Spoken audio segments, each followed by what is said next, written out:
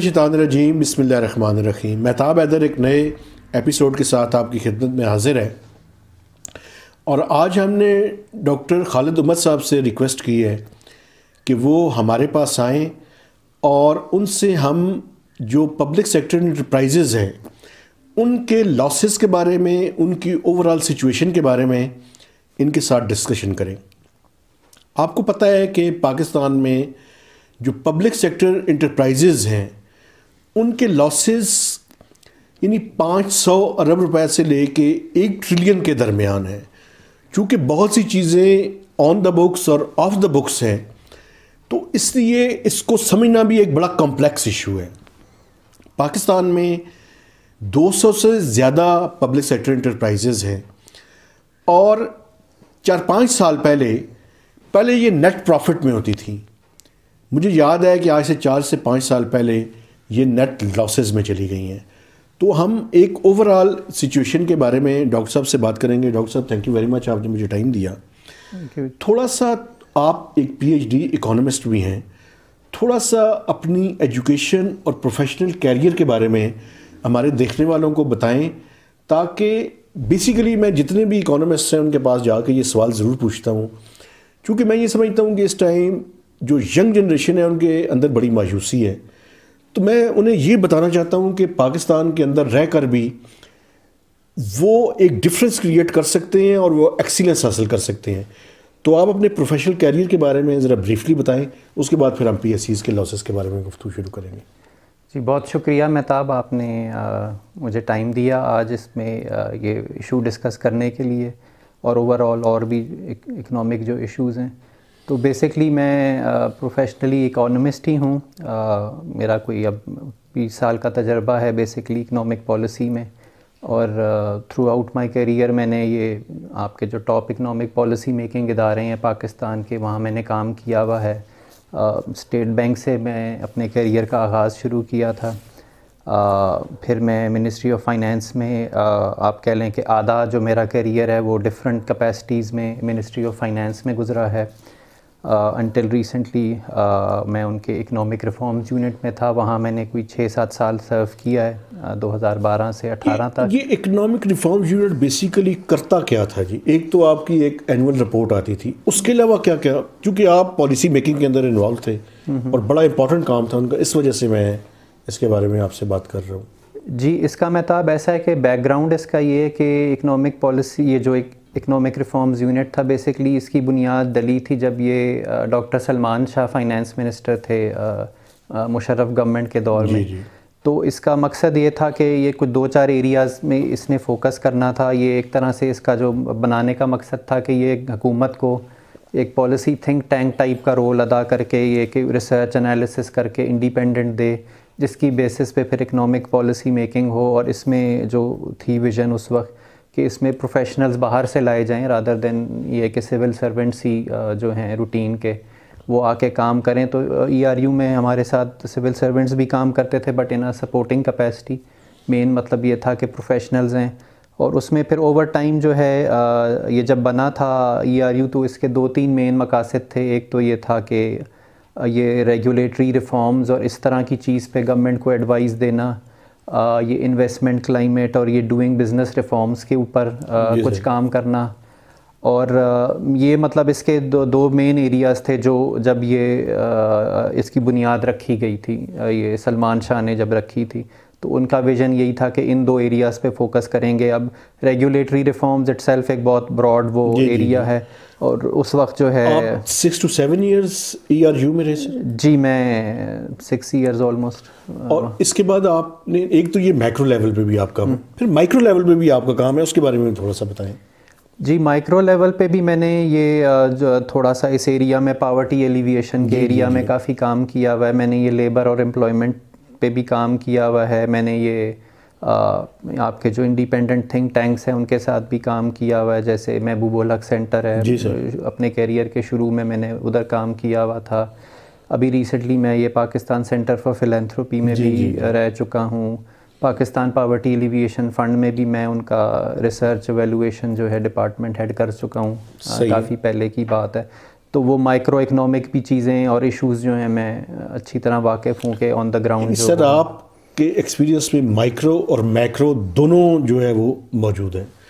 अच्छा मुझे सर ये बताएं कि अगर हम पब्लिक सेक्टर इंटरप्राइजेज़ के बारे में गुफ्तगू करें तो पाकिस्तान में पब्लिक सेक्टर इंटरप्राइजेज़ की तादाद कितनी है और क्या वजह है कि हम इन पब्लिक सेक्टर इंटरप्राइजेज़ को चलाने में यानी इफ़ेक्टिवली चलाने में हुकूमत नाकाम हुई है? इसकी बुनियादी वजह क्या है?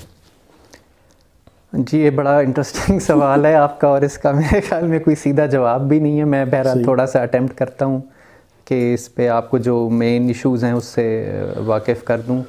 बेसिकली पहला तो जो आपका सवाल है कि कोई अराउंड 200 हैं फेडरल लेवल पे पब्लिक सेक्टर इंटरप्राइजेज़ जो काम कर रही हैं फेडरल गवर्नमेंट के डोमेन में। इसके अलावा रिसेंट ईयर्स में ये प्रोविंशियल गवर्नमेंट्स ने भी बहुत ज़्यादा PSCs बनाने की प्रैक्टिस शुरू हुई है, पंजाब से फिर KP में भी हुई है, फिर ये सिंध में भी बनी है। बट ज़ाहिर है जो फेडरल लेवल पे बहुत बड़ा इसका पोर्टफोलियो है और ये कोई इसमें मेरे ख़्याल में इसकी मैनेजमेंट में कोई 18 मिनिस्ट्रीज़ और 2 डिवीज़न्स के नीचे कोई ये 200 के करीब एंटिटीज़ काम कर रही हैं फेडरल लेवल पे अभी पाकिस्तान में। अब इसमें जो इशू ये है और ये जो हमारा शुरू से ये PSC का मैनेजमेंट का मॉडल रहा है जितनी भी गवर्नमेंट्स आई हैं, क्योंकि इस एरिया में लास्ट आई थिंक 15-20 ईयर्स जो है ग्लोबली इसमें बहुत ज़्यादा तब्दीली आई है, जिससे और मुल्कों में भी वो चीज़ें हुई हैं लेकिन वो चीज़ें हमारे मुल्क में शायद नहीं आ पाई। जो PSCs को डील करने का अंदाज़ है, उनको देखने का अंदाज़ है, उनको डिप्लॉय करने का अंदाज़ है, उसमें अब बहुत ज़्यादा प्रोफेशनलिज़म आ गया है दुनिया में।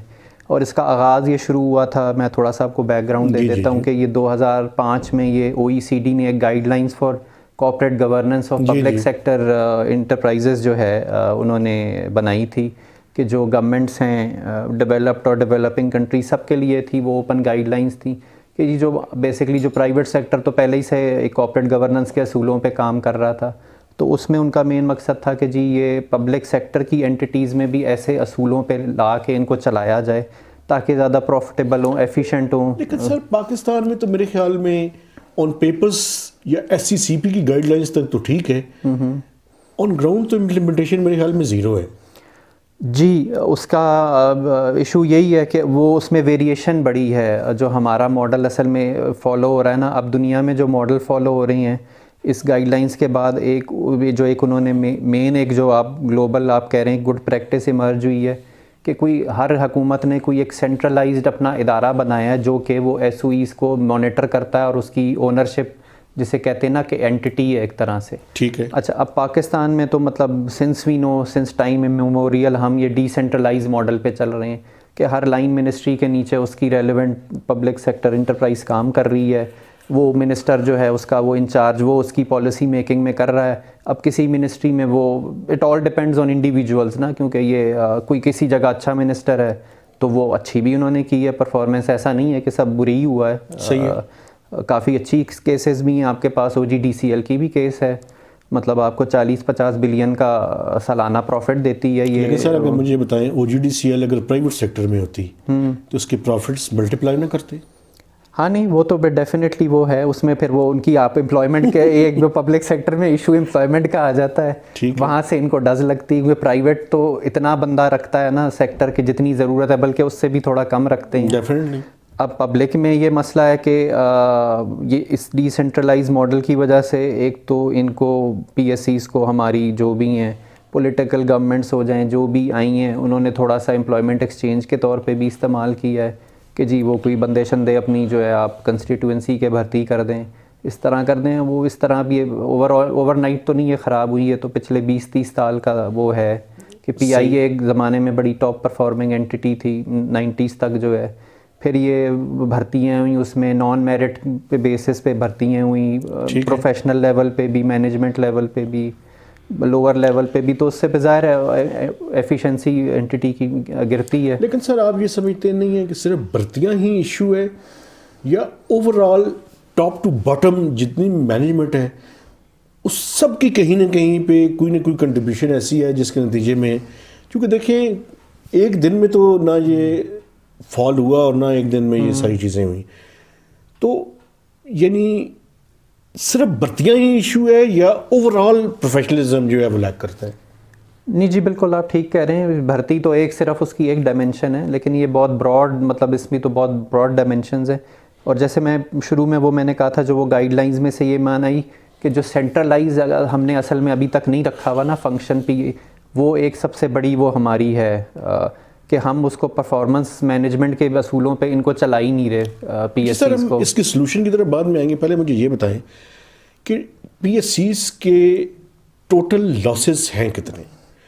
क्योंकि जो ऑन बुक्स हैं वो कुछ डिफरेंट हैं, कुछ ऑफ बुक्स हम रखते हैं, फिर पावर एक होल्डिंग कंपनी बनाई हुई है, यानी इतनी कॉम्प्लेक्स चीज़ें हैं। बल्कि मैं आपको बताऊँ, प्राइम मिनिस्टर ने पिछले दिनों कहा कि हम हर दफ़ा जब पावर के बारे में बात करते हैं तो हमारे सामने पाए तो हमें समझ ही नहीं आएगी, फिगर्स ही हर दफ़ा नहीं लेकर आते हैं। इशू क्या है बेसिकली? जी, इसमें मैं आपको बता देता हूँ। अब इसमें जो ये बुक कीपिंग के भी जो प्रैक्टिसेस हैं हमारी, एक तो जो हमने जब ERU में थे तो ये हमने ये state owned entities performance review एक रिपोर्ट शुरू की थी जो कि 4 साल चली है, जिसका मकसद यही था कि उससे पहले तो आपके पास कोई बेस लाइन बेंचमार्क नहीं था कि कितने एंटिटीज़ हैं, उनकी क्या परफॉर्मेंस है, कितना कमा रही है, क्या रेवेन्यू है, क्या लॉसेज हैं। तो एक हमें थोड़ी सी बेस लाइन उसके बाद मिल गई कि किधर क्या चीज़ हो रही है। फिर उसमें सेक्टर वाइज भी आप देख सकते हैं कि किन सेक्टर्स में ज़्यादा ट्रबलसम है, और उसमें ये एनर्जी और पावर ही आपके आते हैं, और ये जो ट्रांसपोर्ट है जिसमें आपका PIA और रेलवेज़ है, ये प्रॉब्लम एंटिटीज़ रहे हैं since we been doing this work. अब उसमें इशू ये है कि क्योंकि ये लास्ट रिपोर्ट कोई 2016-17 के फिस्कल की थी, उसके बाद से ये नई रिपोर्ट तो आई नहीं। तो जो उस साल के कुछ लॉसेस जो मुझे ऑफ हैंड याद हैं, वो मैं अब उस पर कोई 200 के करीब अगर आप एंटिटीज़ का अगर देखें, उनका एग्रीगेट जब करके देखा तो नेट लॉस कोई 180 बिलियन रुपए का आ रहा है। अब इसमें से कमाने वाली भी बहुत एंटिटीज़ हैं जी। ये नहीं है कि सारी लॉस मेकिंग है। जैसे मैंने कहा OGDC है, ये आपकी PPL है, बिल्कुल, ये PSO भी अच्छा भला कमाती थी एक ज़माने में, तो ये भी हैं कमाने वाली। लेकिन उन सबको अगर एग्रीगेट करें तो लॉसेस करने वाली लॉसेस आपके ज़्यादा थे इनके साथ। सिर्फ जो आपकी टॉप 10 लॉस मेकिंग एंटिटीज़ है ना, जो in terms of their volume of losses, जो मुझे याद पड़ता है कोई 370 बिलियन की उसकी फ़िगर है। जी बिल्कुल। अब उसके साथ टॉप 10 जो है, अभी मुझे ऑफ हैंड याद नहीं आ रहा कि क्या फ़िगर थी, लेकिन जब आप नेट ऑफ करते हैं तो वो नेगेटिव हो जाता है। लेकिन सर मुझे ये बताएं, इसमें ऑफ बुक्स कितने? अच्छा, अब इसमें ये भी इशू है ना कि ये तो वो चीज़ें हैं कि जो उनकी इनकम स्टेटमेंट में बुक हो गई ना कि जी ये इतनी उसकी आई, ये प्रॉफिट हुआ, ये लॉस हुआ। अब इसमें कुछ चीज़ें जो होती हैं जो ये पीछे चल रही होती हैं बैकग्राउंड में, इसमें गवर्नमेंट गारंटीज़ भी इनको बिलियंस ऑफ रुपीज़ की इशू कर रही होती है, जिसकी बेस पे कर्ज़े लेते हैं। जैसे ये PIA है, स्टील मिल्स हैं, ये बड़े बड़े हैं। अब जैसे कहते हैं ना, वो क्योंकि आप उस पे बैलेंस शीट पे तो बुक नहीं कर सकते, वो तो कंटिंजेंट लाइबिलिटी है कि अगर ये इवेंट हुआ तो वो 10 तो बजट पे ही पड़ेगी। बिल्कुल। अब उसकी फिगर्स भी इस रिपोर्ट में हमने शाया करनी शुरू की थी कि इसमें डिफरेंट डायमेंशंस है ना। एक तो हुकूमत इनको कंसेशनरी कर्जे देती है, एक ऑफ राइट इनको सब्सिडीज़ दी जाती हैं, फिर फ़ौरन जो आपको लोन्स मिल रहे होते हैं डेवलपमेंट प्रोजेक्ट्स के, वो भी इनको किए जाते हैं, आगे किए जाते हैं बहुत कंसेशनल टर्म्स पे। और भी डिफरेंट किस्म की वो दी जाती है, ये गारंटीज़ दी जाती है, क्योंकि कमर्शियल बोरोइंग जब भी ये PSCs करते हैं, बैंक्स तो ज़ाहिर है गवर्नमेंट की गारंटी के बगैर कंफर्टेबल नहीं है। बिल्कुल। और अब ये जैसे ये लॉस मेकिंग एंटिटीज़ हैं, PIA VIA जो भी, अब इनके बिलियंस के चल रहे हैं कर्जे, पीछे तो गवर्नमेंट ऑफ पाकिस्तान की सॉवरेन गारंटी है। अब अगर किसी स्टेज पे डिफ़ॉल्ट होता है तो ये तो सब आपके बजट पे आ जाएगा। बिल्कुल सही। इसी तरह पावर सेक्टर में भी ये इशू चल रहा है कि वहाँ भी ये फाइनेंशियल फ्लोज का इशू है। Total accumulative losses on book और ऑफ बुक कोई फिगर दिया जा सकते हैं? ये मुश्किल है अभी तो ज़रा कहना मुश्किल है, लेकिन इसको ज़रा देखने की, जो मैंने कहा ना आपको, ये डायमेंशंस इसमें ये भी देखना है कि ये ऑफ द ये आपकी जो कंटिंजेंट कितनी है। अगर मैं आपसे कहूँ, आपने 370 का एक फिगर बोला है 2016-17 में, तो अगर ऑफ बुक्स भी कर लें तो ये 500 से ऊपर ही बनते हैं, 500 रुपये से ज़्यादा। हाँ, आजकल के जो और जो पिछले दिनों ये जो हालात चल रहे हैं PSCs के जनरली, तो ज़ाहिर है फिगर तो ऊपर ही गई होगी, नीचे तो आने के चांसेस कम है। और क्योंकि हमारे पास कोई एविडेंस बेस नहीं है, कोई उसके बाद रिपोर्ट नहीं बनी, तो क्योंकि हम तो ये उनके अकाउंट से ले के जो बैलेंस शीट से आता है डेटा, उसी को हम एग्रीगेट करते थे, बिकॉज तभी आपको पता चलेगा कि किधर चल रहा है। तो अच्छा, सबसे ज़्यादा लॉसेस तो सर पावर सेक्टर के हैं। सबसे, अगर हम पहले 5 देखें वो कौन कौन से सेक्टर हैं जिनके लॉसेस सबसे ज़्यादा हैं? सबसे ज़्यादा पावर सेक्टर, और पावर सेक्टर में अगर 100 रुपये के टोटल लॉसेस हैं तो पावर सेक्टर की उसमें कितनी कंट्रीब्यूशन है? पावर सेक्टर की आप जो मुझे ऑफ हैंड याद पड़ रहा है, आप मेरे ख्याल में जो है कोई 70% जो है ना, ये 70% पावर सेक्टर का इसमें होगा। फिर पावर सेक्टर के अंदर भी डिफरेंट सेगमेंट्स हैं, आपके जेनकोज हैं जी, आपके डिस्कोज हैं। अब वो डिस्कोज आपके सबसे ज़्यादा लॉस मेकिंग है, कुछ प्रॉफिटेबल भी हैं, उसमें भी बहुत ज़्यादा वेरिएशन है डिस्कोज की फाइनेंशियल परफॉर्मेंस में। अच्छा, जेनकोज के लॉसेस ज़्यादा हैं या डिस्ट्रीब्यूशन? डिस्कोज के ज़्यादा हैं। डिस्कोज का अगर 70% करें तो उसमें किसका शेयर ज़्यादा बनता है? उसमें ये जो आपके ये हैं, ये जैसे पेशावर का है, कैस्को है, क्वेटा का, ये जो इस तरह के हैं ना, मतलब ये शक्कर का है, तो ये सबसे वो वर्स्ट लॉस मेकिंग है। दूसरी साइड पे ऑन द बेटर साइड ये आपके आईएसको है या फेस्को है, they are the best performers. और इसमें जो दूसरा एक इशू है कि वो जो एक हमने एक यूनिफॉर्म टैरिफ रखा हुआ है ना, वो भी एक बहुत बड़ा इशू है इस सारे में। वो खैर एक पावर सेक्टर का एक अलग डिबेट हो जाता है, तो मैं उसमें जाना नहीं चाहूँगा। तो लेकिन ये देखें ना, मसलन जो एफिशिएंट हैं उनके कंज्यूमर्स पे कर रहे हैं जो इनएफिशिएंट है। एग्जैक्टली, क्रॉस सब्सिडाइज कर रहा है ना, मतलब ये जो अच्छा परफॉर्मर है वो बुरे परफॉर्मर को वो क्रॉस, इसलिए उनके पास इंसेंटिव ही नहीं है कि हम। और दूसरा जो मेन इशू है पावर सेक्टर का, ये इसका इकोनॉमिक इशू नहीं, ये सिर्फ सीधा सा गवर्नेंस का इशू है। बिल्कुल, ये at the end of the day आपके जो लाइन लॉसेस हैं, ये आपकी जो नीचे ये मैनेजमेंट है, स्टाफ है, ये गवर्नेंस का इशू है।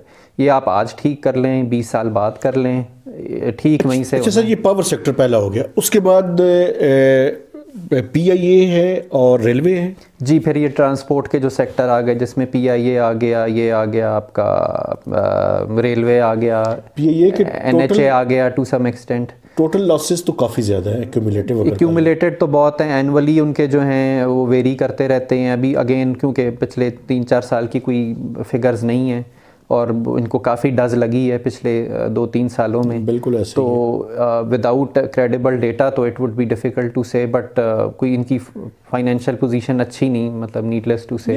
डेफिनेटली आप देखें ना, पिछले दिनों त्यारा जो है वो वहाँ पे उन्होंने कब्जे में ले लिया वो। हाँ, वो इस तरह के बिल्कुल ये तो इश्यूज चलते रहते हैं। ये देखें ना, ये रिफ्लेक्ट करता है कि ऑल इज़ नॉट वेल, चीज़ें ठीक नहीं हैं।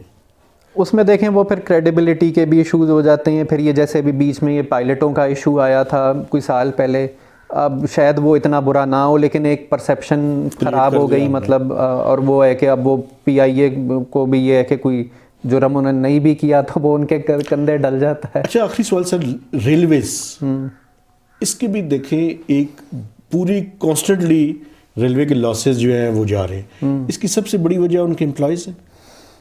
जी, मतलब एक्सपेंडिचर ही है ना। देखें इनके कोई जो मुझे याद पड़ता है कोई 75,000 हैं टोटल वर्कर्स जो हैं। ये भी अगेन 4-5 साल पुरानी फिगर है, ये प्लस माइनस हुई होगी 4-5% के लगभग है तकरीबन। तो ये अब ये अच्छी भली वो है। इसी तरह जो आपके जो डिस्ट्रीब्यूशन कंपनीज है ना, सबसे ज़्यादा तो आपका वॉल्यूम वहाँ है एम्प्लॉयमेंट का, कोई 1.25 लाख बंदा वहाँ बैठा हुआ है। अच्छा, इन 6 डिस्कोज में। तो ये आपका अगेन वो भी गवर्नेंस का इशू बन गया। लेकिन टोटल डिस्कोस की तादाद 6 से तो ज़्यादा है सर, 11 है, 11-12 है मेरे ख्याल में। नहीं 6 है ना, बाकी ये के इलेक्ट्रिक तो वो है ना अलग है, उसके अलावा जो है आपके ये 6-7 डिस्कोस बनते हैं ना। ठीक है। और 3-4 आपके ये जेनकोज बनते हैं जो पब्लिक सेक्टर में, उसके अलावा वो आईपीपीस तो प्राइवेट सेक्टर में तो बहुत हैं, वो एक अलग सेगमेंट है।